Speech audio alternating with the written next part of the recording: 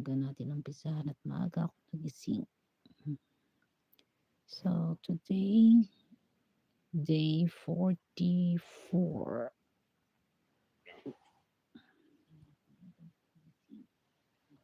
Ayan, day 44 na tayo. Day 50, I mean. Ayan, day 50 na tayo.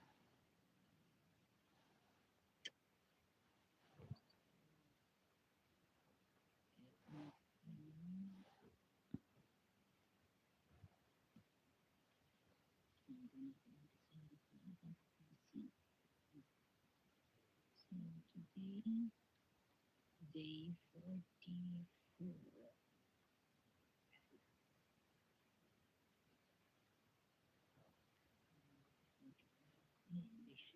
Day 50.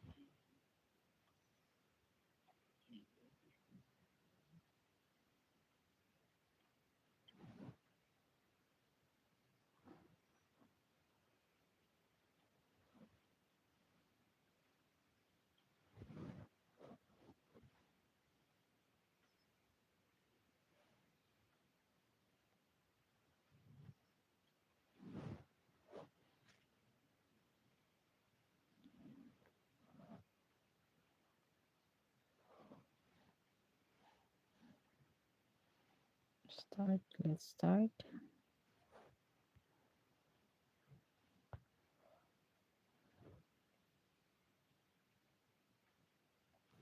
Ezekiel 40. In the 25th year of our exile, at the beginning of the year, on the 10th of the month, in the 14th year after the fall of the city, on that very day, the hand of the Lord was on me, and he took me there. In visions of God, he took me to the land of Israel and set me on a very high mountain, on whose south side were some buildings that looked like a city. He took me there, and I saw a man whose appearance was like bronze. He was standing in the gateway with a linen cord and a measuring rod in his hand. The man said to me, "Son of man, look carefully and listen closely and pay attention to everything I am going to show you. For that is why you have been brought here.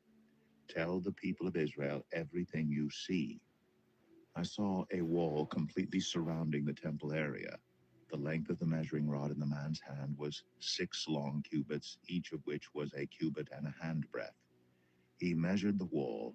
It was 1 measuring rod thick and 1 rod high. Then he went to the east gate. He climbed its steps and measured the threshold of the gate. It was 1 rod deep.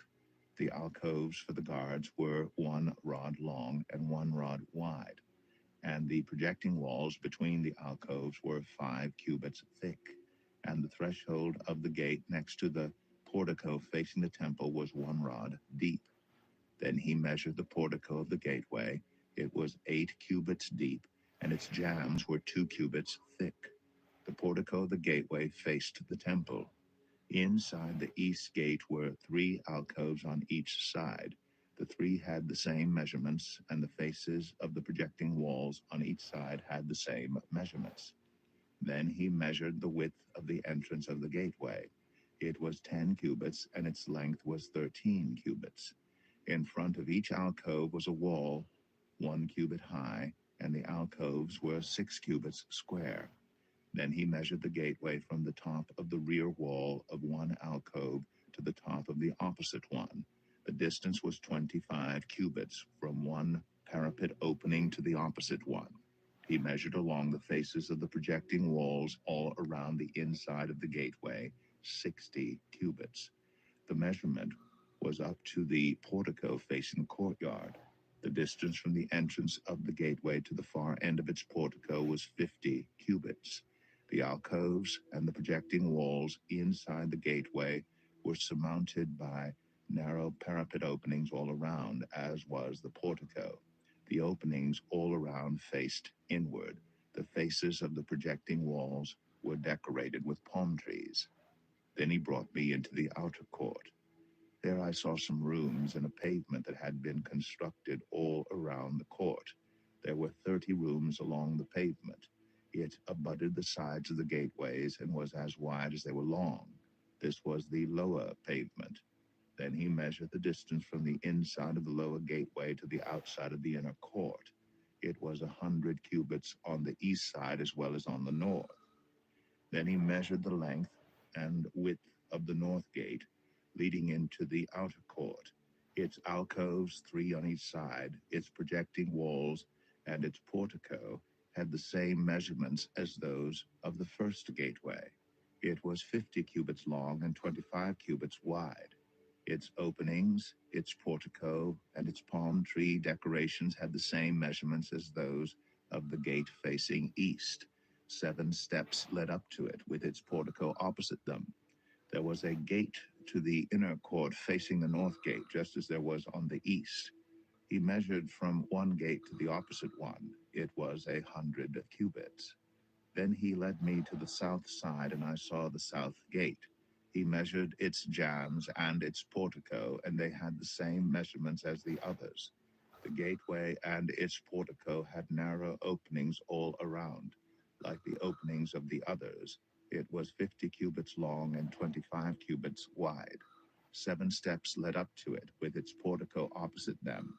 It had palm tree decorations on the faces of the projecting walls on each side.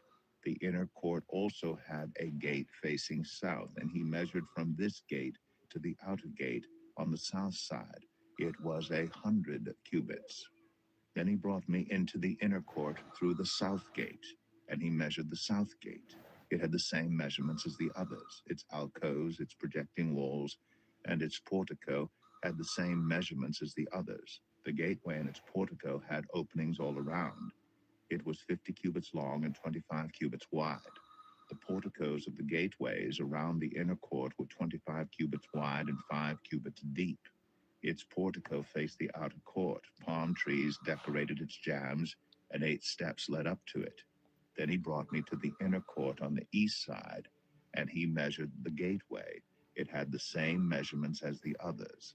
Its alcoves, its projecting walls, and its portico had the same measurements as the others.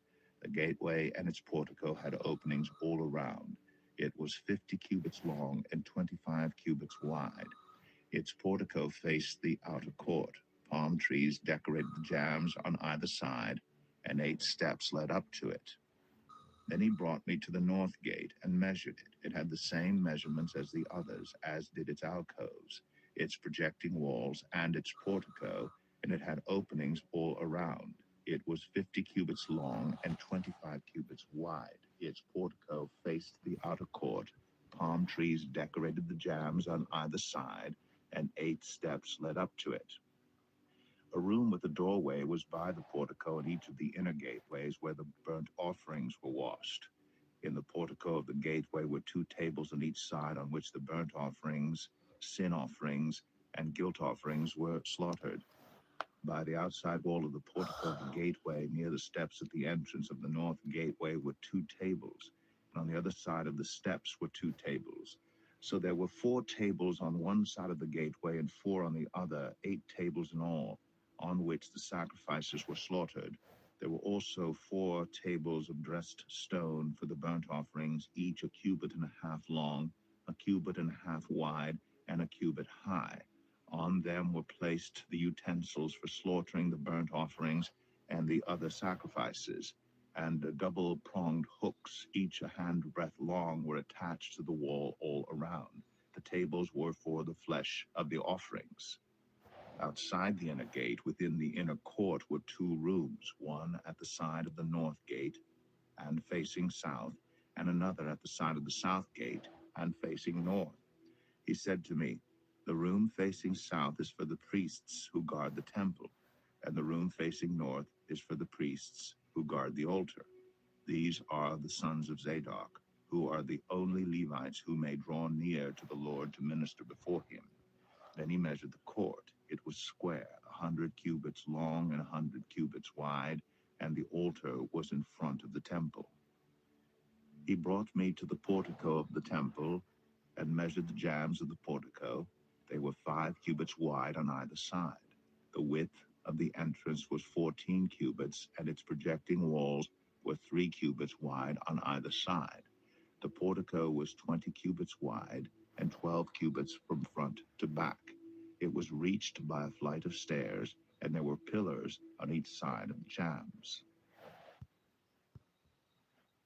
Ezekiel 41. Then the man brought me to the main hall and measured the jambs. The width of the jambs was 6 cubits on each side. The entrance was 10 cubits wide, and the projecting walls on each side of it were 5 cubits wide. He also measured the main hall. It was 40 cubits long and 20 cubits wide. Then he went into the inner sanctuary and measured the jambs of the entrance. Each was 2 cubits wide. The entrance was 6 cubits wide, and the projecting walls on each side of it were 7 cubits wide. And he measured the length of the inner sanctuary. It was 20 cubits, and its width was 20 cubits across the end of the main hall. He said to me, "This is the most holy place." Then he measured the wall of the temple. It was 6 cubits thick, and each side room around the temple was 4 cubits wide. The side rooms were on 3 levels, one above another, 30 on each level. There were ledges all around the wall of the temple to serve as supports for the side rooms, so that the supports were not inserted into the wall of the temple. The side rooms all around the temple were wider at each successive level. The structure surrounding the temple was built in ascending stages so that the rooms widened as one went upward. A stairway went up from the lowest floor to the top floor through the middle floor. I saw that the temple had a raised base all around it, forming the foundation of the side rooms. It was the length of the rod, 6 long cubits. The outer wall of the side rooms was 5 cubits thick. The open area between the side rooms of the temple and the priests' rooms was 20 cubits wide all around the temple. There were entrances to the side rooms from the open area, one on the north and another on the south, and the base adjoining the open area was 5 cubits wide all around. The building facing the temple courtyard on the west side was 70 cubits wide. The wall of the building was 5 cubits thick all around, and its length was 90 cubits. Then he measured the temple. It was 100 cubits long, and the temple courtyard and the building with its walls were also 100 cubits long. The width of the temple courtyard on the east, including the front of the temple, was 100 cubits. Then he measured the length of the building facing the courtyard at the rear of the temple, including its galleries on each side. It was 100 cubits. The main hall, the inner sanctuary, and the portico facing the court, as well as the thresholds and the narrow windows and galleries around the 3 of them, everything beyond and including the threshold was covered with wood. The floor, the wall up to the windows, and the windows were covered. In the space above the outside of the entrance to the inner sanctuary, and on the walls at regular intervals, all around the inner and outer sanctuary were carved cherubim and palm trees. Palm trees alternated with cherubim. Each cherub had 2 faces, the face of a human being toward the palm tree on one side, and the face of a lion toward the palm tree on the other. They were carved all around the whole temple. From the floor to the area above the entrance, cherubim and palm trees were carved on the wall of the main hall. The main hall had a rectangular door frame, and the one at the front of the most holy place was similar. There was a wooden altar 3 cubits high and 2 cubits square. Its corners, its base, and its sides were of wood. The man said to me, "This is the table that is before the Lord." Both the main hall and the most holy place had double doors. Each door had 2 leaves, 2 hinged leaves for each door. And on the doors of the main hall were carved cherubim and palm trees like those carved on the walls, and there was a wooden overhang on the front of the portico. On the side walls of the portico were narrow windows with palm trees carved on each side. The side rooms of the temple also had overhangs. Ezekiel 42. Then the man led me northward into the outer court and brought me to the rooms opposite the temple courtyard and opposite the outer wall on the north side. The building, whose door faced north, was 100 cubits long and 50 cubits wide, both in the section 20 cubits from the inner court, and in the section opposite the pavement of the outer court. Gallery faced gallery at the three levels. In front of the rooms was an inner passageway 10 cubits wide and 100 cubits long. Their doors were on the north. Now the upper rooms were narrower, for the galleries took more space from them than from the rooms on the lower and middle floors of the building. The rooms on the top floor had no pillars, as the courts had, so they were smaller in floor space than those on the lower and middle floors. There was an outer wall parallel to the rooms and the outer court. It extended in front of the rooms for 50 cubits. While the row of rooms on the side next to the outer court was 50 cubits long, the row on the side near the sanctuary was 100 cubits long. The lower rooms had an entrance on the east side at one end of them from the outer court. On the south side, along the length of the wall of the outer court, adjoining the temple courtyard and opposite the outer wall, were rooms with a passageway in front of them. These were like the rooms on the north. They had the same length and width with similar exits and dimensions. Similar to the doorways on the north were the doorways of the rooms on the south. There was a doorway at the beginning of the passageway that was parallel to the corresponding wall extending eastward, by which one enters the rooms. Then he said to me, "The north and south rooms facing the temple courtyard are the priests' rooms, where the priests who approach the Lord will eat the most holy offerings. There they will put the most holy offerings, the grain offerings, the sin offerings, and the guilt offerings. For the place is holy. Once the priests enter the holy precincts, they are not to go into the outer court until they leave behind the garments in which they minister. For these are holy. They are to put on other clothes before they go near the places that are for the people." When he had finished measuring what was inside the temple area, he led me out by the east gate and measured the area all around. He measured the east side with the measuring rod. It was 500 cubits. He measured the north side. It was 500 cubits by the measuring rod. He measured the south side. It was 500 cubits by the measuring rod. Then he turned to the west side and measured. It was 500 cubits by the measuring rod. So he measured the area on all four sides. It had a wall around it, 500 cubits long and 500 cubits wide, to separate the holy from the common. Ezekiel 43. Then the man brought me to the gate facing east, and I saw the glory of the God of Israel coming from the east. His voice was like the roar of rushing waters, and the land was radiant with his glory. The vision I saw was like the vision I had seen when he came to destroy the city, and like the visions I had seen by the Kabar River, and I fell face down. The glory of the Lord entered the temple through the gate facing east. Then the Spirit lifted me up and brought me into the inner court, and the glory of the Lord filled the temple.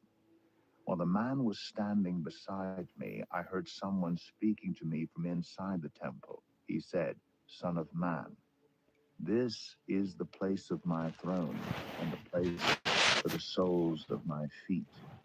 This is where I will live among the Israelites forever. The people of Israel will never again defile my holy name, neither they nor their kings, by their prostitution and the funeral offerings for their kings at their death. When they placed their threshold next to my threshold, and their doorposts beside my doorpost, with only a wall between me and them, they defiled my holy name by their detestable practices. So I destroyed them in my anger. Now let them put away from me their prostitution and the funeral offerings for their kings, and I will live among them forever. Son of man, describe the temple to the people of Israel, that they may be ashamed of their sins. Let them consider its perfection, and if they are ashamed of all they have done, make known to them the design of the temple its arrangement, its exits and entrances, its whole design, and all its regulations and laws. Write these down before them so that they may be faithful to its design and follow all its regulations. This is the law of the temple. All the surrounding area on top of the mountain will be most holy. Such is the law of the temple. These are the measurements of the altar in long cubits, that cubit being a cubit and a handbreadth. Its gutter is a cubit deep and a cubit wide. Now this is the height of the altar. From the gutter on the ground up to the lower ledge that goes around the altar, it is 2 cubits high, and the ledge is a cubit wide. From this lower ledge to the upper ledge that goes around the altar, it is 4 cubits high, and that ledge is also a cubit wide. Above that, the altar hearth is 4 cubits high, and 4 horns project upward from the hearth. The altar hearth is square, 12 cubits long, and 12 cubits wide. The upper ledge also is square, 14 cubits long and 14 cubits wide. All around the altar is a gutter of 1 cubit with a rim of half a cubit. The steps of the altar face east. Then he said to me, Son of man, this is what the sovereign Lord says. These will be the regulations for sacrificing burnt offerings and splashing blood against the altar when it is built. You are to give a young bull as a sin offering to the Levitical priests of the family of Zadok, who come near to minister before me, declares the sovereign Lord. You are to take some of its blood and put it on the 4 horns of the altar and on the 4 corners of the upper ledge and all around the rim, and so purify the altar and make atonement for it. You are to take the bull for the sin offering and burn it in the designated part of the temple area outside the sanctuary. On the second day, you are to offer a male goat without defect for a sin offering, and the altar is to be purified as it was purified with the bull. When you have finished purifying it, you are to offer a young bull and a ram from the flock, both without defect. You are to offer them before the Lord, and the priests are to sprinkle salt on them and sacrifice them as a burnt offering to the Lord. For 7 days, you are to provide a male goat daily for a sin offering. You are also to provide a young bull and a ram from the flock, both without defect. For 7 days, they are to make atonement for the altar and cleanse it. Thus, they will dedicate it. At the end of these days, from the 8th day on, the priests are to present your burnt offerings and fellowship offerings on the altar. Then I will accept you, declares the sovereign Lord. Ezekiel 44. Then the man brought me back to the outer gate of the sanctuary, one facing east, and it was shut. The Lord said to me, This gate is to remain shut. It must not be opened. No one may enter through it. It is to remain shut because the Lord, the God of Israel, has entered through it.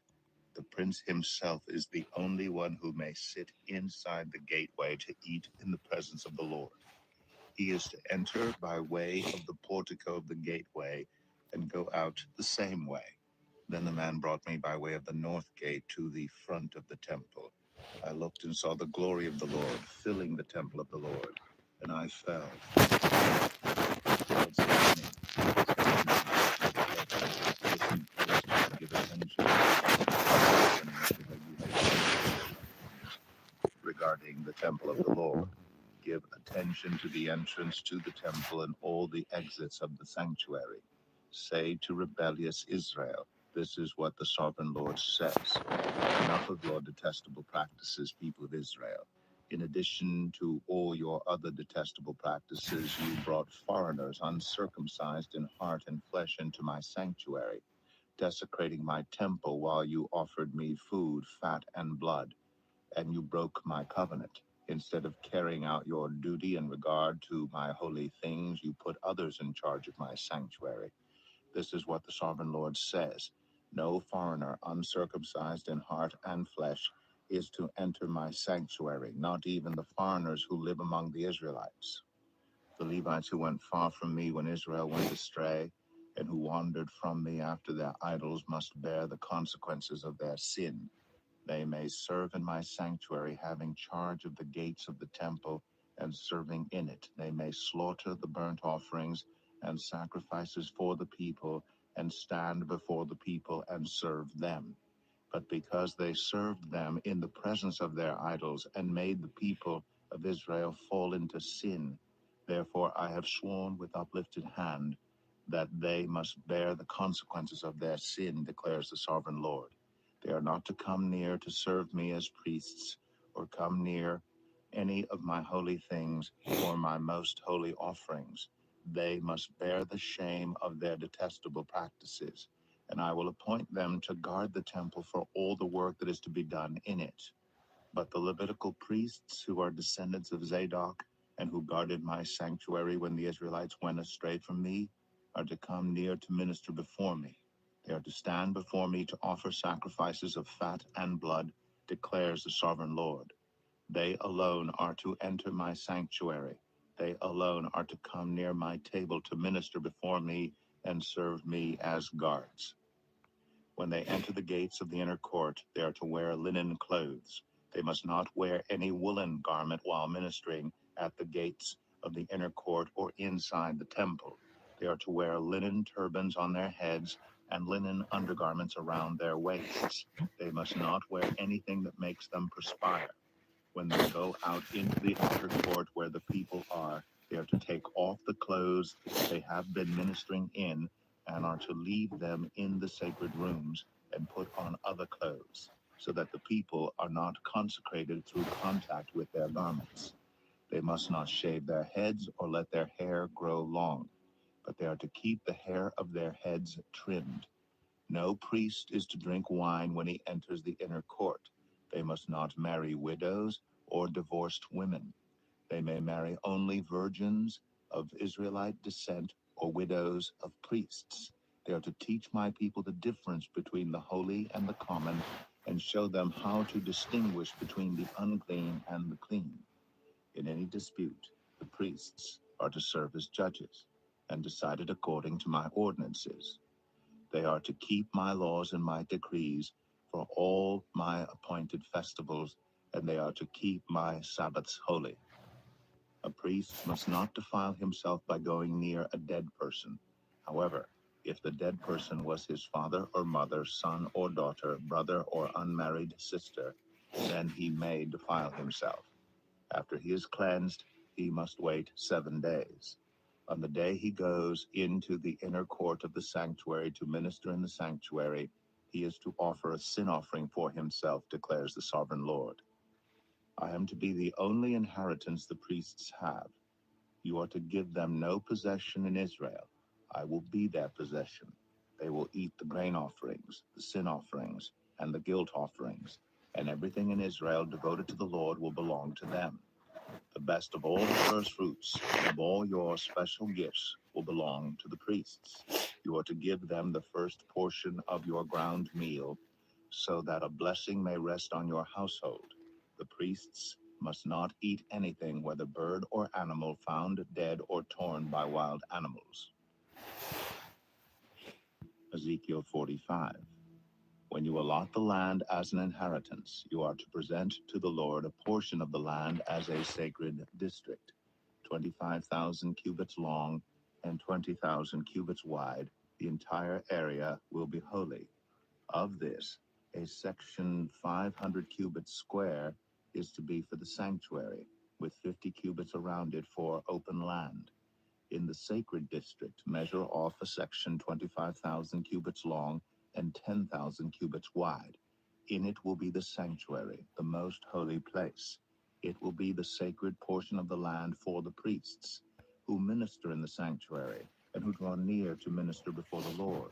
It will be a place for their houses, as well as a holy place for the sanctuary. An area 25,000 cubits long and 10,000 cubits wide will belong to the Levites, who serve in the temple as their possession for towns to live in. You are to give the city as its property an area 5,000 cubits wide and 25,000 cubits long. Adjoining the sacred portion, it will belong to all Israel. The prince will have the land bordering each side of the area formed by the sacred district and the property of the city. It will extend westward from the west side and eastward from the east side, running lengthwise from the western to the eastern border parallel to one of the tribal portions. This land will be his possession in Israel, and my princes will no longer oppress my people, but will allow the people of Israel to possess the land according to their tribes. This is what the sovereign Lord says. You have gone far enough, princes of Israel. Give up your violence and oppression, and do what is just and right. Stop dispossessing my people, declares the sovereign Lord. You are to use accurate scales, an accurate ephah, and an accurate bath. The ephah and the bath are to be the same size, the bath containing a tenth of a homer, and the ephah a tenth of a homer. The homer is to be the standard measure for both. The shekel is to consist of 20 gerahs, 20 shekels plus 25 shekels plus 15 shekels equal 1 mina. This is the special gift you are to offer, a sixth of an ephah from each homer of wheat, and a sixth of an ephah from each homer of barley. The prescribed portion of olive oil measured by the bath is a tenth of a bath from each core, which consists of 10 baths or 1 homer, for 10 baths are equivalent to a homer. Also, 1 sheep is to be taken from every flock of 200 from the well-watered pastures of Israel. These will be used for the grain offerings, burnt offerings, and fellowship offerings to make atonement for the people, declares the sovereign Lord. All the people of the land will be required to give this special offering to the prince in Israel. It will be the duty of the prince to provide the burnt offerings, grain offerings, and drink offerings at the festivals, the new moons, and the Sabbaths, at all the appointed festivals of Israel. He will provide the sin offerings, grain offerings, burnt offerings, and fellowship offerings to make atonement for the Israelites. This is what the sovereign Lord says. In the first month, on the first day, you are to take a young bull without defect and purify the sanctuary. The priest is to take some of the blood of the sin offering and put it on the doorposts of the temple, on the 4 corners of the upper ledge of the altar, and on the gate posts of the inner court. You are to do the same on the 7th day of the month for anyone who sins unintentionally or through ignorance. So you are to make atonement for the temple. In the first month, on the 14th day, you are to observe the Passover, a festival lasting 7 days, during which you shall eat bread made without yeast. On that day, the prince is to provide a bull as a sin offering for himself and for all the people of the land. Every day during the 7 days of the festival, he is to provide 7 bulls and 7 rams without defect as a burnt offering to the Lord, and a male goat for a sin offering. He is to provide as a grain offering an ephah for each bull and an ephah for each ram, along with a hin of olive oil for each ephah. During the 7 days of the festival, which begins in the 7th month on the 15th day, he is to make the same provision for sin offerings, burnt offerings, grain offerings, and oil. Ezekiel 46. This is what the sovereign Lord says. The gate of the inner court facing east is to be shut on the 6 working days, but on the Sabbath day and on the day of the new moon it is to be opened. The prince is to enter from the outside through the portico of the gateway and stand by the gatepost. The priests are to sacrifice his burnt offerings and his fellowship offerings. He is to bow down in worship at the threshold of the gateway and then go out. But the gate will not be shut until evening. On the Sabbaths and new moons, the people of the land are to worship in the presence of the Lord at the entrance of that gateway. The burnt offering the prince brings to the Lord on the Sabbath day is to be 6 male lambs and a ram, all without defect. The grain offering given with the ram is to be an ephah, and the grain offering with the lambs is to be as much as he pleases, along with a hin of olive oil for each ephah. On the day of the new moon, he is to offer a young bull, 6 lambs, and a ram, all without defect. He is to provide as a grain offering 1 ephah with the bull, 1 ephah with the ram, and with the lambs as much as he wants to give, along with a hin of oil for each ephah. When the prince enters, he is to go in through the portico of the gateway, and he is to come out the same way. When the people of the land come before the Lord at the appointed festivals, whoever enters by the north gate to worship is to go out the south gate, and whoever enters by the south gate is to go out the north gate. No one is to return through the gate by which they entered, but each is to go out the opposite gate. The prince is to be among them, going in when they go in and going out when they go out. At the feasts and the appointed festivals, the grain offering is to be an ephah with a bull, an ephah with a ram, and with the lambs as much as he pleases, along with a hin of oil for each ephah. When the prince provides a freewill offering to the Lord, whether a burnt offering or fellowship offerings, the gate facing east is to be opened for him. He shall offer his burnt offering or his fellowship offerings as he does on the Sabbath day.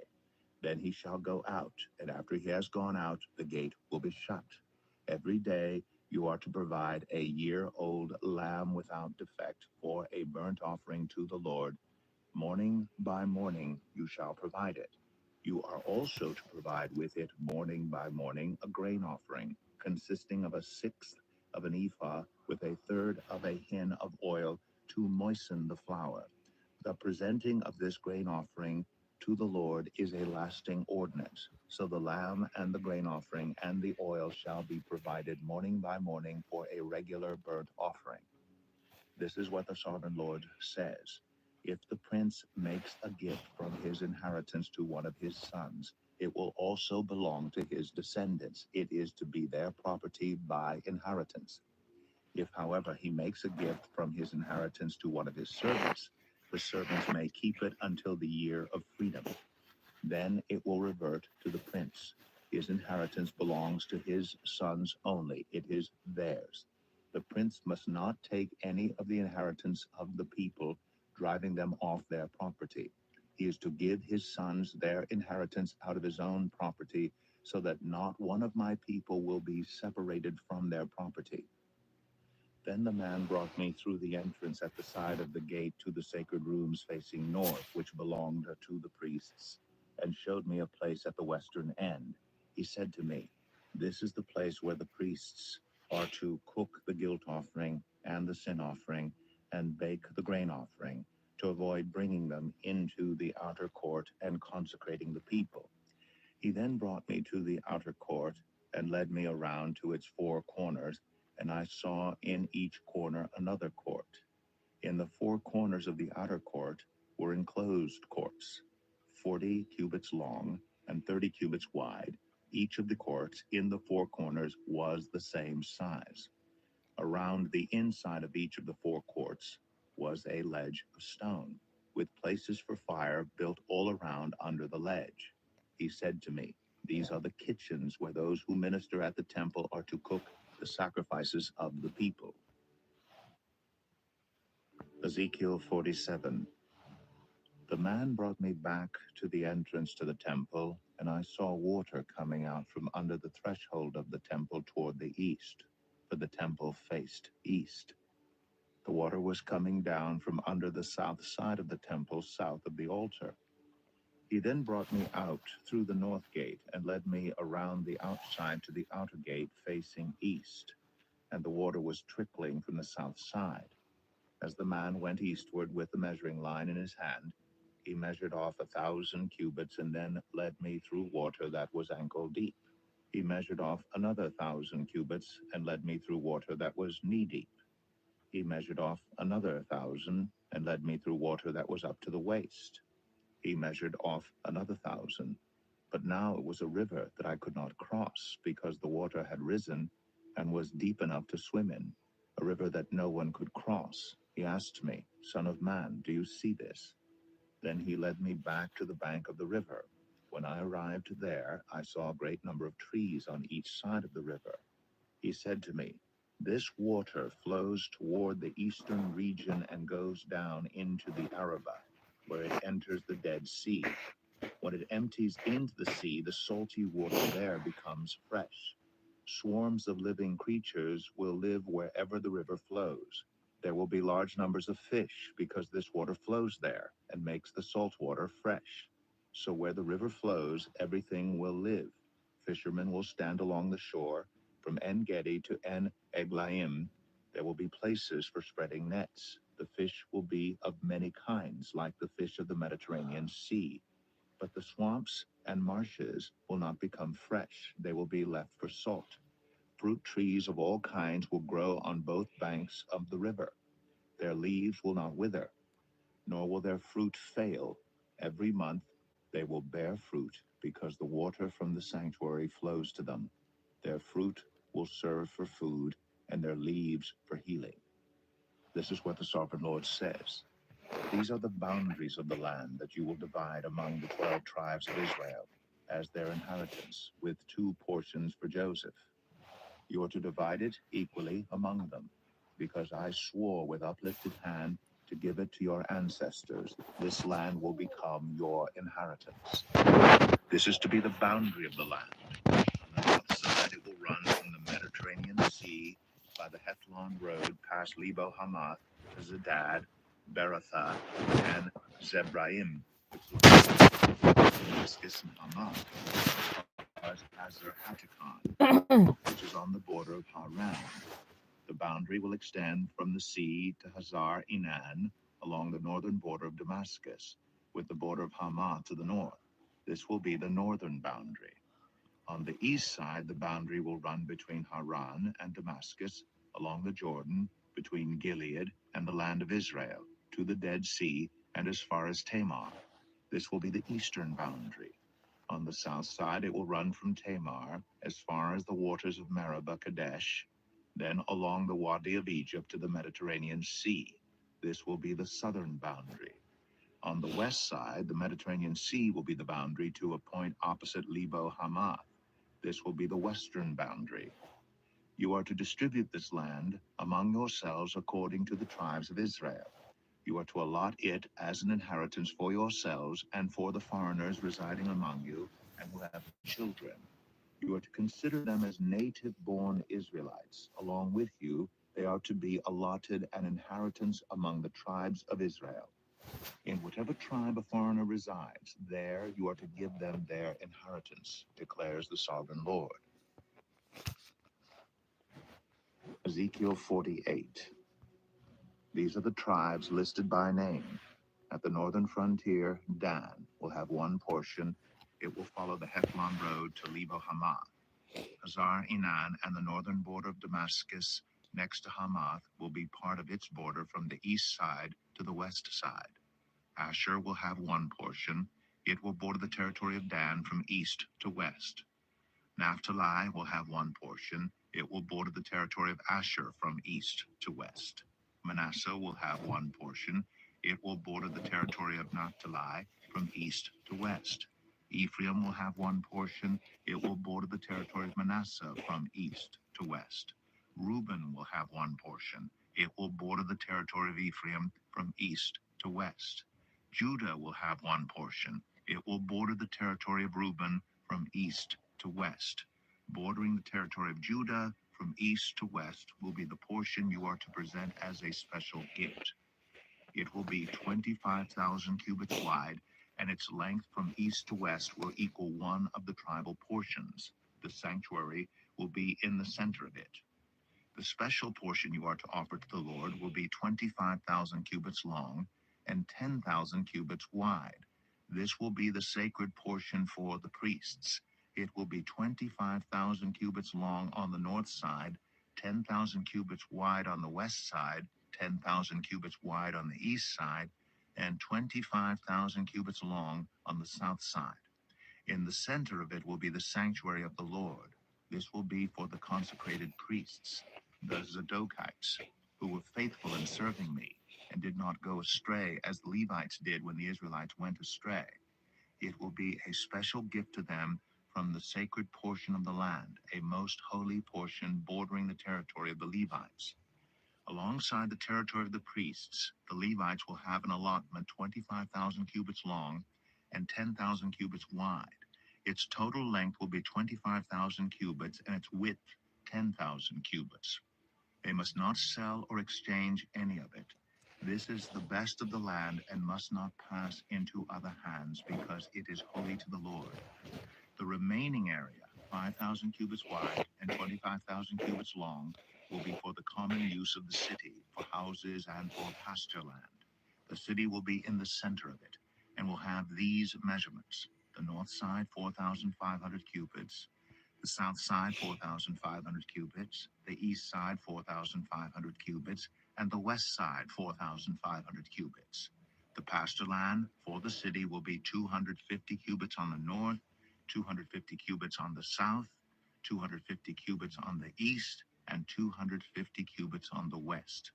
What remains of the area, bordering on the sacred portion and running the length of it, will be 10,000 cubits on the east side and 10,000 cubits on the west side. Its produce will supply food for the workers of the city. The workers from the city who farm it will come from all the tribes of Israel. The entire portion will be a square, 25,000 cubits on each side. As a special gift, you will set aside the sacred portion along with the property of the city. What remains on both sides of the area formed by the sacred portion and the property of the city will belong to the prince.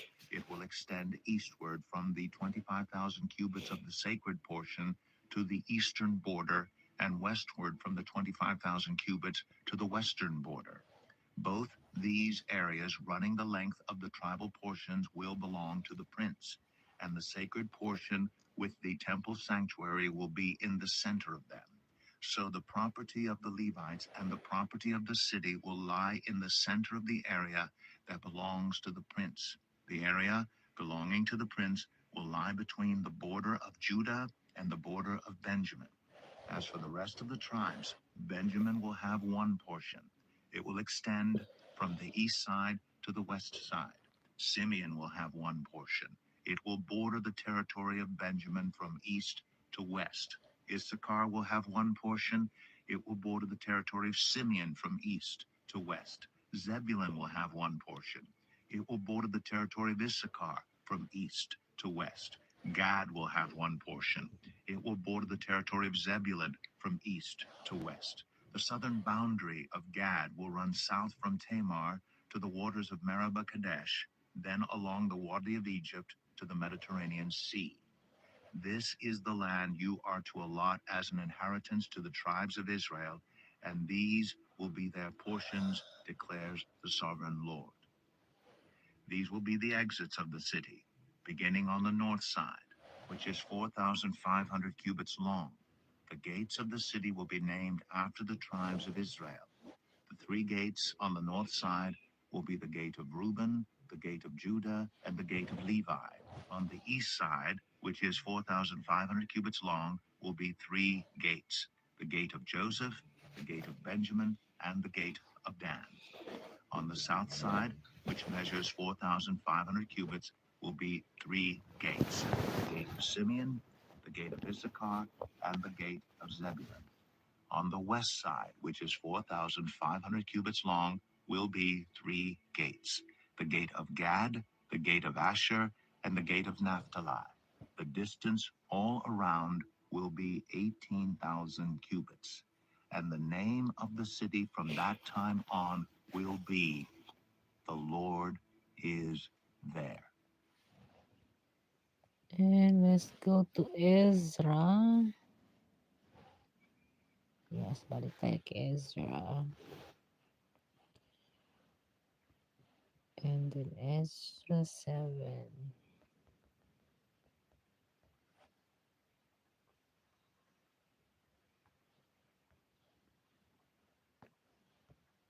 Ezra 1 up to 7.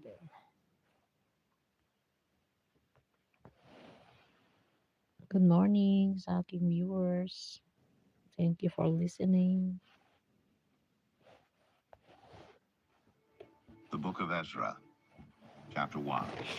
In the first year of Cyrus, king of Persia, in order to fulfill the word of the Lord spoken by Jeremiah, the Lord moved the heart of Cyrus, king of Persia, to make a proclamation throughout his realm, and also to put it in writing.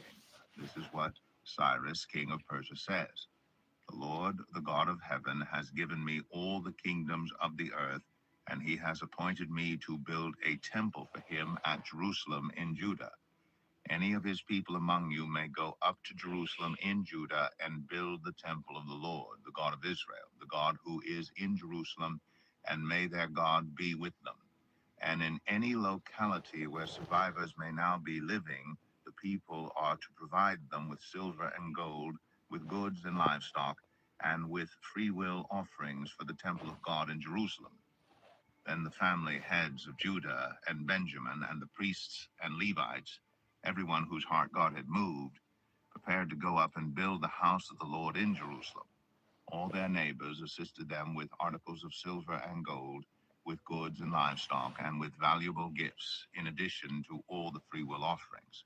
Moreover, King Cyrus brought out the articles belonging to the temple of the Lord, which Nebuchadnezzar had carried away from Jerusalem and had placed in the temple of his God. Cyrus, king of Persia, had them brought by Mithredath, the treasurer, who counted them out to Sheshbazzar, the prince of Judah. This was the inventory: gold dishes, 30, silver dishes, 1,000, silver pans, 29, gold bowls, 30, matching silver bowls, 410, other articles, 1,000. In all, there were 5,400 articles of gold and of silver. Sheshbazzar brought all these along with the exiles when they came up from Babylon to Jerusalem.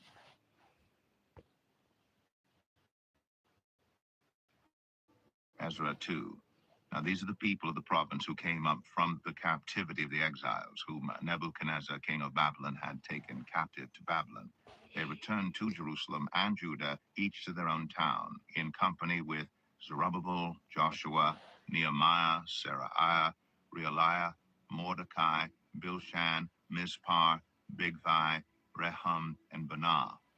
The list of the men of the people of Israel: the descendants of Parosh, 2,172, of Shephatiah, 372, of Era, 775, of Pahath Moab, through the line of Jeshua and Joab, 2,812, of Elam, 1,254, of Zatu, 945, of Zakai, 760, of Bani, 642, of Babai, 623, of Asgad, 1,222, of Adonikam, 666, of Bigvai, 2,056, of Adin, 454, of Ater, through Hezekiah, 98, of Bezai, 323, of Jorah, 112, of Hashem, 223, of Gebar, 95, the men of Bethlehem, 123, of Netopha, 56, of Anathoth, 128, of Asmaveth, 42, of Kiriath Jearim, Kephirah and Beeroth, 743, of Ramah and Gibeah, 621, of Michmash, 122, of Bethel and Ai, 223, of Nebo, 52, of Magbish, 156, of the other Elam, 1,254, of Harim, 320, of Lod, Hadid, and Ono, 725, of Jericho, 345, of Sanaa, 3,630. The priests, the descendants of Jedaiah, through the family of Jeshua, 973, of Immer, 1,052, of Pashur, 1,247, of Harim, 1,017. The Levites, the descendants of Jeshua and Kadmiel, of the line of Hodaviah, 74. The musicians, the descendants of Asaph, 128. The gatekeepers of the temple, the descendants of Shalom, Ater, Talmon, Akub, Hadata, and Shobai, 139. The temple servants, the descendants of Zihah, Hasupha, Tabaoth, Keros, Siaha, Padon, Lebanah, Hagabah, Akub, Hagab, Shalmai, Hanan, Gedel, Gehar, Reaiah, Rezin, Nekoda, Gazam, Uzzah, Paseah, Besai, Asna, Meunim, Nephosim, Bakbuk, Hakufa, Ahar, Bazluth, Mahida, Harsha, Barkos, Sisera, Tema, Nezaiah, and Hatipha. The descendants of the servants of Solomon, the descendants of Sotai, Hasaphereth, Peruda, Jalah, Darkon, Gedel, Shephatiah, Hatil, Pachereth, Hazabaim, and Amai. The temple servants and the descendants of the servants of Solomon, 392. The following came up from the towns of Tel Melah, Tel Harsha, Kerub, Adon, and Immer, but they could not show that their families were descended from Israel. The descendants of Delaiah, Tobiah, and Nekoda, 652. And from among the priests, the descendants of Hobaiah, Hakaz, and Barzillai, a man who had married a daughter of Barzillai the Gileadite and was called by that name. These searched for their family records, but they could not find them, and so they were excluded from the priesthood as unclean. The governor ordered them not to eat any of the most sacred food until there was a priest ministering with the Urim and the Thummim. The whole company numbered 42,360, besides their 7,337 male and female slaves. They also had 200 male and female singers. They had 736 horses, 245 mules, 435 camels, and 6,720 donkeys. When they arrived at the house of the Lord in Jerusalem, some of the heads of the families gave free will offerings toward the rebuilding of the house of God on its site. According to their ability, they gave to the treasury for this work 61,000 darricks of gold, 5,000 minas of silver, and 100 priestly garments. The priests, the Levites, the musicians, the gatekeepers, and the temple servants settled in their own towns, along with some of the other people, and the rest of the Israelites settled in their towns. Ezra 3. When the 7th month came, and the Israelites had settled in their towns, the people assembled together as one in Jerusalem. Then Joshua, son of Jozadak, and his fellow priests, and Zerubbabel, son of Shealtiel, and his associates began to build the altar of the God of Israel to sacrifice burnt offerings on it, in accordance with what is written in the law of Moses, the man of God. Despite their fear of the peoples around them, they built the altar on its foundation and sacrificed burnt offerings on it to the Lord, both the morning and evening sacrifices. Then, in accordance with what is written, they celebrated the Festival of Tabernacles with the required number of burnt offerings prescribed for each day. After that, they presented the regular burnt offerings, the new moon sacrifices, and the sacrifices for all the appointed sacred festivals of the Lord, as well as those brought as free will offerings to the Lord. On the first day of the 7th month, they began to offer burnt offerings to the Lord, though the foundation of the Lord's temple had not yet been laid. Then they gave money to the masons and carpenters, and gave food and drink and olive oil to the people of Sidon and Tyre, so that they would bring cedar logs by sea from Lebanon to Joppa, as authorized by Cyrus, king of Persia. In the 2nd month of the 2nd year after their arrival at the house of God in Jerusalem, Zerubbabel, son of Shealtiel, Joshua, son of Jozadak, and the rest of the people, the priests and Levites, and all who had returned from the captivity to Jerusalem, began the work. They appointed Levites 20 years old and older to supervise the building of the house of the Lord. Joshua and his sons and brothers, and Kadmiel and his sons, descendants of Hodaviah, and the sons of Henadad, and their sons and brothers, all Levites, joined together in supervising those working on the house of God. When the builders laid the foundation of the temple of the Lord, the priests in their vestments and with trumpets, and the Levites, the sons of Asaph, with cymbals, took their places to praise the Lord, as prescribed by David, king of Israel. With praise and thanksgiving they sang to the Lord. He is good. His love toward Israel endures forever. And all the people gave a great shout of praise to the Lord, because the foundation of the house of the Lord was laid. But many of the older priests and Levites and family heads who had seen the former temple wept aloud when they saw the foundation of this temple being laid, while many others shouted for joy. No one could distinguish the sound of the shouts of joy from the sound of weeping, because the people made so much noise, and the sound was heard far away. Ezra 4.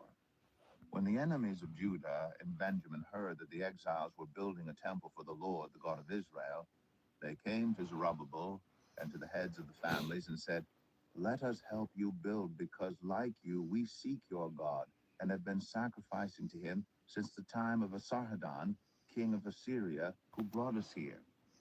But Zerubbabel, Joshua, and the rest of the heads of the families of Israel answered, "You have no part with us in building a temple to our God. We alone will build it for the Lord, the God of Israel, as King Cyrus, the king of Persia, commanded us." Then the peoples around them set out to discourage the people of Judah and make them afraid to go on building. They bribed officials to work against them and frustrate their plans during the entire reign of Cyrus, king of Persia, and down to the reign of Darius, king of Persia. At the beginning of the reign of Xerxes, they lodged an accusation against the people of Judah and Jerusalem. And in the days of Artaxerxes, king of Persia, Bishlam, Mithridath, Tabiel, and the rest of his associates wrote a letter to Artaxerxes. The letter was written in Aramaic script and in the Aramaic language. Rehum, the commanding officer, and Shimshai, the secretary, wrote a letter against Jerusalem to Artaxerxes, the king, as follows. Rehum, the commanding officer, and Shimshai, the secretary, together with the rest of their associates, the judges, officials, and administrators over the people from Persia, Urek, and Babylon, the Elamites of Susa, and the other people whom the great and honorable Ashurbanipal deported and settled in the city of Samaria and elsewhere in Trans-Euphrates. This is a copy of the letter they sent him. To King Artaxerxes, from your servants in Trans-Euphrates. The king should know that the people who came up to us from you have gone to Jerusalem and are rebuilding that rebellious and wicked city. They are restoring the walls and repairing the foundations. Furthermore, the king should know that if this city is built and its walls are restored, no more taxes, tribute, or duty will be paid, and eventually the royal revenues will suffer. Now, since we are under obligation to the palace, and it is not proper for us to see the king dishonored, we are sending this message to inform the king, so that a search may be made in the archives of your predecessors. In these records, you will find that this city is a rebellious city, troublesome to kings and provinces, a place with a long history of sedition. That is why this city was destroyed. We inform the king that if this city is built and its walls are restored, you will be left with nothing in Trans-Euphrates. The king sent this reply to Rehum, the commanding officer, Shimshai, the secretary, and the rest of their associates living in Samaria and elsewhere in Trans-Euphrates. Greetings. The letter you sent us has been read and translated in my presence. I issued an order, and a search was made, and it was found that this city has a long history of revolt against kings and has been a place of rebellion and sedition. Jerusalem has had powerful kings ruling over the whole of Trans-Euphrates, and taxes, tribute, and duty were paid to them. Now issue an order to these men to stop work, so that this city will not be rebuilt until I so order. Be careful not to neglect this matter. Why let this threat grow to the detriment of the royal interests? As soon as the copy of the letter of King Artaxerxes was read to Rehum and Shimshai the secretary and their associates, they went immediately to the Jews in Jerusalem and compelled them by force to stop. Thus the work on the house of God in Jerusalem came to a standstill until the second year of the reign of Darius, king of Persia. Ezra 5. Now Haggai the prophet and Zechariah the prophet, a descendant of Edo, prophesied to the Jews in Judah and Jerusalem in the name of the God of Israel who was over them.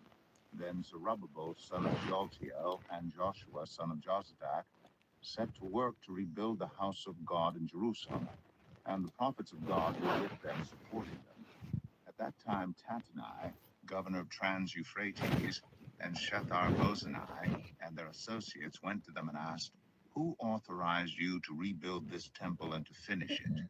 They also asked, "What are the names of those who are constructing this building?" But the eye of their God was watching over the elders of the Jews, and they were not stopped until a report could go to Darius, and his written reply be received. This is a copy of the letter that Tattenai, governor of Trans-Euphrates, and Shethar-Bozenai and their associates, the officials of Trans-Euphrates, sent to King Darius. The report they sent him read as follows: To King Darius, cordial greetings. The king should know that we went to the district of Judah to the temple of the great God. The people are building it with large stones and placing the timbers in the walls. The work is being carried on with diligence and is making rapid progress under their direction. We questioned the elders and asked them, "Who authorized you to rebuild this temple and to finish it?" We also asked them their names so that we could write down the names of their leaders for your information. This is the answer they gave us: "We are the servants of the God of heaven and earth, and we are rebuilding the temple that was built many years ago, one that a great king of Israel built and finished. But because our ancestors angered the God of heaven, he gave them into the hands of Nebuchadnezzar the Chaldean, king of Babylon, who destroyed this temple and deported the people to Babylon. However, in the first year of Cyrus, king of Babylon, King Cyrus issued a decree to rebuild this house of God. He even removed from the temple of Babylon the gold and silver articles of the house of God, which Nebuchadnezzar had taken from the temple in Jerusalem and brought to the temple in Babylon. Then King Cyrus gave them to a man named Sheshbazzar, whom he had appointed governor. And he told him, "Take these articles and go and deposit them in the temple in Jerusalem and rebuild the house of God on its site." So this Sheshbazzar came and laid the foundations of the house of God in Jerusalem. From that day to the present, it has been under construction, but is not yet finished. Now, if it pleases the king, let a search be made in the royal archives of Babylon to see if King Cyrus did in fact issue a decree to rebuild this house of God in Jerusalem. Then let the king send us his decision in this matter. Ezra 6. King Darius then issued an order, and they searched in the archives stored in the treasury at Babylon. A scroll was found in the citadel of Ecbatana in the province of Media, and this was written on it: Memorandum. In the first year of King Cyrus, the king issued a decree concerning the temple of God in Jerusalem. Let the temple be rebuilt as a place to present sacrifices, and let its foundations be laid. It is to be 60 cubits high and 60 cubits wide, with 3 courses of large stones and 1 of timbers. The costs are to be paid by the royal treasury. Also the gold and silver articles of the house of God, which Nebuchadnezzar took from the temple in Jerusalem and brought to Babylon, are to be returned to their places in the temple in Jerusalem. They are to be deposited in the house of God. Now then, Tattenai, governor of Trans-Euphrates, and Shethar-Bozenai, and you other officials of that province, stay away from there. Do not interfere with the work on this temple of God. Let the governor of the Jews and the Jewish elders rebuild this house of God on its site. Moreover, I hereby decree what you are to do for these elders of the Jews in the construction of this house of God. Their expenses are to be fully paid out of the royal treasury from the revenues of Trans-Euphrates, so that the work will not stop. Whatever is needed, young bulls, rams, male lambs for burnt offerings to the God of heaven, and wheat, salt, wine, and olive oil, as requested by the priests in Jerusalem, must be given them daily without fail, so that they may offer sacrifices pleasing to the God of heaven and pray for the well-being of the king and his sons. Furthermore, I decree that if anyone defies this edict, a beam is to be pulled from their house, and they are to be impaled on it. And for this crime, their house is to be made a pile of rubble. May God, who has caused his name to dwell there, overthrow any king or people who lifts a hand to change this decree or to destroy this temple in Jerusalem. I, Darius, have decreed it. Let it be carried out with diligence. Then, because of the decree King Darius had sent, Tattenai, governor of Trans-Euphrates, and Shethar-Bozenai and their associates carried it out with diligence. So the elders of the Jews continued to build and prosper under the preaching of Haggai, the prophet, and Zechariah, a descendant of Edo. They finished building the temple according to the command of the God of Israel and the decrees of Cyrus, Darius, and Artaxerxes, kings of Persia. The temple was completed on the third day of the month Adar in the 6th year of the reign of King Darius. Then the people of Israel, the priests, the Levites, and the rest of the exiles celebrated the dedication of the house of God with joy. For the dedication of this house of God, they offered 100 bulls, 200 rams, 400 male lambs, and as a sin offering for all Israel, 12 male goats, one for each of the tribes of Israel. And they installed the priests in their divisions and the Levites in their groups for the service of God at Jerusalem, according to what is written in the book of Moses. On the 14th day of the first month, the exiles celebrated the Passover. The priests and Levites had purified themselves and were all ceremonially clean. The Levites slaughtered the Passover lamb for all the exiles, for their relatives, the priests, and for themselves. So the Israelites who had returned from the exile ate it together with all who had separated themselves from the unclean practices of their Gentile neighbors in order to seek the Lord, the God of Israel. For 7 days they celebrated with joy the festival of unleavened bread, because the Lord had filled them with joy by changing the attitude of the king of Assyria, so that he assisted them in the work on the house of God, the God of Israel. Ezra 7. After these things, during the reign of Artaxerxes, king of Persia, Ezra, son of Seraiah, the son of Azariah, the son of Hilkiah, the son of Shallum, the son of Zadok, the son of Ahitub, the son of Amariah, the son of Azariah, the son of Moriath, the son of Zerahiah, the son of Uzai, the son of Bukai, the son of Abishua, the son of Phinehas, the son of Eleazar, the son of Aaron the chief priest. This Ezra came up from Babylon. He was a teacher well versed in the law of Moses, which the Lord, the God of Israel, had given. The king had granted him everything he asked, for the hand of the Lord his God was on him. Some of the Israelites, including priests, Levites, musicians, gatekeepers, and temple servants, also came up to Jerusalem in the 7th year of King Artaxerxes.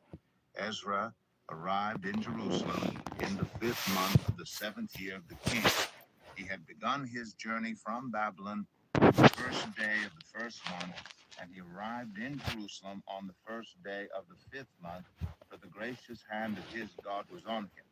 For Ezra had devoted himself to the study and observance of the law of the Lord and to teaching its decrees and laws in Israel. This is a copy of the letter King Artaxerxes had given to Ezra the priest, a teacher of the law, a man learned in matters concerning the commands and decrees of the Lord for Israel. Artaxerxes, king of kings. To Ezra the priest, teacher of the law of the God of heaven, greetings. Now I decree that any of the Israelites in my kingdom, including priests and Levites, who volunteer to go to Jerusalem with you may go.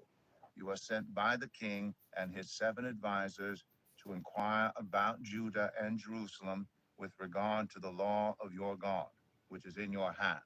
Moreover, you are to take with you the silver and gold that the king and his advisors have freely given to the God of Israel, whose dwelling is in Jerusalem, together with all the silver and gold you may obtain from the province of Babylon, as well as the freewill offerings of the people and priests for the temple of their God in Jerusalem. With this money, be sure to buy bulls, rams, and male lambs together with their grain offerings and drink offerings, and sacrifice them on the altar of the temple of your God in Jerusalem. You and your fellow Israelites may then do whatever seems best with the rest of the silver and gold in accordance with the will of your God. Deliver to the God of Jerusalem all the articles entrusted to you for worship in the temple of your God, and anything else needed for the temple of your God that you are responsible to supply, you may provide from the royal treasury. Now I, King Artaxerxes, decree that all the treasurers of Trans-Euphrates are to provide with diligence whatever Ezra the priest, the teacher of the law of the God of heaven, may ask of you, up to 100 talents of silver, 100 cores of wheat, 100 baths of wine, 100 baths of olive oil, and salt without limit. Whatever the God of heaven has prescribed, let it be done with diligence for the temple of the God of heaven. Why should his wrath fall on the realm of the king and of his sons? You are also to know that you have no authority to impose taxes, tribute, or duty on any of the priests, Levites, musicians, gatekeepers, temple servants, or other workers at this house of God. And you, Ezra, in accordance with the wisdom of your God, which you possess, appoint magistrates and judges to administer justice to all the people of Trans-Euphrates, all who know the laws of your God, and you are to teach any who do not know them. Whoever does not obey the law of your God and the law of the king must surely be punished by death, banishment, confiscation of property, or imprisonment. Praise be to the Lord, the God of our ancestors, who has put it into the king's heart to bring honor to the house of the Lord in Jerusalem in this way, and who has extended his good favor to me before the king and his advisors and all the king's powerful officials, because the hand of the Lord my God was on me. I took courage and gathered leaders from Israel to go up with me. So let's go Psalm 60 and 78. Right, Psalm 78, correct. Yes, wait lang. Psalm 78.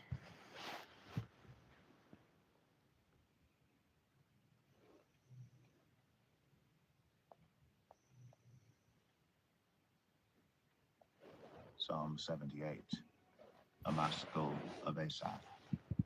My people, hear my teaching. Listen to the words of my mouth. I will open my mouth with a parable. I will utter hidden things, things from of old, things we have heard and known, things our ancestors have told us. We will not hide them from their descendants. We will tell the next generation the praiseworthy deeds of the Lord, his power and the wonders he has done. He decreed statutes for Jacob and established the law in Israel, which he commanded our ancestors to teach their children, so the next generation would know them, even the children yet to be born, and they in turn would tell their children. Then they would put their trust in God and would not forget his deeds, but would keep his commands. They would not be like their ancestors, a stubborn and rebellious generation, whose hearts were not loyal to God, whose spirits were not faithful to him. The men of Ephraim, though armed with bows, turned back on the day of battle. They did not keep God's covenant and refused to live by his law. They forgot what he had done, the wonders he had shown them. He did miracles in the sight of their ancestors in the land of Egypt, in the region of Zoan. He divided the sea and led them through. He made the water stand up like a wall. He guided them with the cloud by day and with light from the fire all night. He split the rocks in the wilderness and gave them water as abundant as the seas. He brought streams out of a rocky crag and made water flow down like rivers. They continued to sin against him, rebelling in the wilderness against the Most High. They willfully put God to the test by demanding the food that they craved. They spoke against God. They said, "Can God really spread a table in the wilderness?" True, he struck the rock and water gushed out, streams flowed abundantly. But can he also give us bread? Can he supply meat for his people? When the Lord heard them, he was furious. His fire broke out against Jacob, and his wrath rose against Israel. For they did not believe in God or trust in his deliverance. Yet he gave a command to the skies above and opened the doors of the heavens. He rained down manna for the people to eat. He gave them the grain of heaven. Human beings ate the bread of angels. He sent them all the food they could eat. He let loose the east wind from the heavens, and by his power made the south wind blow. He rained meat down on them like dust, birds like sand on the seashore. He made them come down inside their camp, all around their tents. They ate till they were gorged. He had given them what they craved, but before they turned from what they craved, even while the food was still in their mouths, God's anger rose against them. He put to death the sturdiest among them, cutting down the young men of Israel. In spite of all this, they kept on sinning. In spite of his wonders, they did not believe. So he ended their days in futility and their years in terror. Whenever God slew them, they would seek him. They eagerly turned to him again. They remembered that God was their rock, that God Most High was their Redeemer. But then they would flatter him with their mouths, lying to him with their tongues. Their hearts were not loyal to him. They were not faithful to his covenant. Yet he was merciful. He forgave their iniquities and did not destroy them. Time after time, he restrained his anger and did not stir up his full wrath. He remembered that they were but flesh, a passing breeze that does not return. How often they rebelled against him in the wilderness and grieved him in the wasteland. Again and again they put God to the test. They vexed the Holy One of Israel. They did not remember his power, the day he redeemed them from the oppressor, the day he displayed his signs in Egypt, his wonders in the region of Zoan. He turned their river into blood. They could not drink from their streams. He sent swarms of flies that devoured them and frogs that devastated them. He gave their crops to the grasshopper, their produce to the locust. He destroyed their vines with hail and their sycamore figs with sleet. He gave over their cattle to the hail, their livestock to bolts of lightning. He unleashed against them his hot anger, his wrath, indignation, and hostility, a band of destroying angels. He prepared a path for his anger. He did not spare them from death, but gave them over to the plague. He struck down all the firstborn of Egypt, the first fruits of manhood in the tents of Ham. But he brought his people out like a flock. He led them like sheep through the wilderness. He guided them safely, so they were unafraid. But the sea engulfed their enemies, and so he brought them to the border of his holy land, to the hill country his right hand had taken. He drove out nations before them and allotted their lands to them as an inheritance. He settled the tribes of Israel in their homes. But they put God to the test and rebelled against the Most High. They did not keep his statutes. Like their ancestors, they were disloyal and faithless, as unreliable as a faulty bow. They angered him with their high places. They aroused his jealousy with their idols. When God heard them, he was furious. He rejected Israel completely. He abandoned the tabernacle of Shiloh, the tent he had set up among humans. He sent the ark of his might into captivity, his splendor into the hands of the enemy. He gave his people over to the sword. He was furious with his inheritance.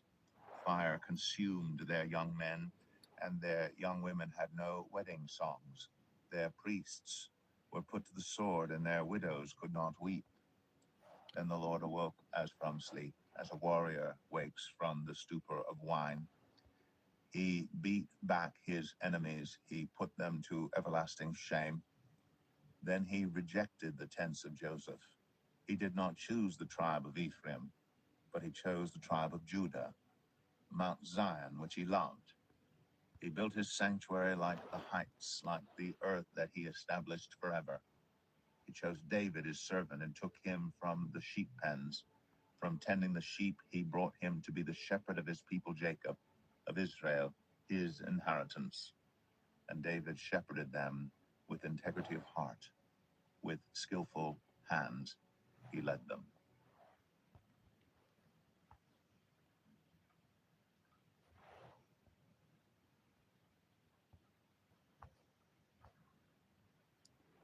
That's it for today. Thank you so much and God bless you all. See you tomorrow. Happy listening. Thank you for listening.